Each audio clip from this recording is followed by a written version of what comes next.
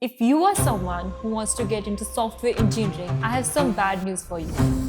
Google announces 12,000 layoffs. Amazon cuts 16,000 tech jobs. AI is replacing software engineers. These are the headlines all around us. And they are not lying, but they are also not telling you the complete truth. So I did some research and found out the actual truth. Stay with me through this entire video and I'll help you answer your most important question. Is software engineering really worth it in 2026? See, all these headlines are not wrong. They're just incomplete. Tech layoffs did hit 30,700 jobs in just first 6 weeks of 2026. And nearly half of the developers globally have actually faced a layoff in the last 2 years. I'm not telling you these numbers don't matter. They do. But nobody's actually asking who is getting laid off. You see, there actually has been an increase in demand for software engineers. In January 2026 alone, there were 105,000 active software job postings globally. So why are people getting laid off when there is even more demand for software engineers? See, the people that are getting laid off aren't the ones who are very good at solving problems, but those who are only good at writing code. Because AI is doing their job now faster, cheaper, and better. Now you might ask me, AI is getting good at solving problems as well, right? Yes, it is.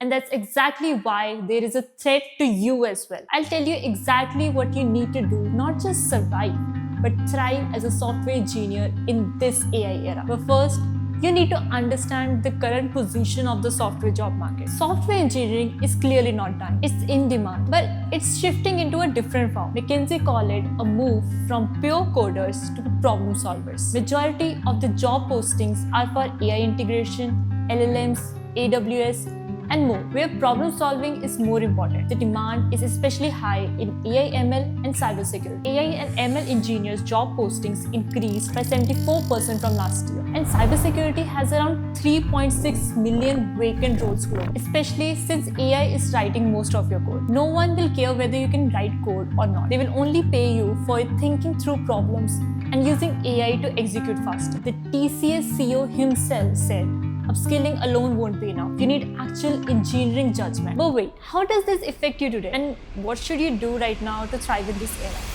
Most of you watching this video are either in 10th, 11th or 12th. Either way, here's a warning for you. If you want to follow the traditional path of attending classes, getting a CS degree with high grades, and hoping to get placed, then it's going to be very tough for you. Because there are thousands of people out there with the same degree, grades, and skills. The developers who are struggling the most right now are the ones who followed this exact playbook because the rules have changed. Now, there are way too many people in this path. The companies really don't want to hire them. So, what more should you do?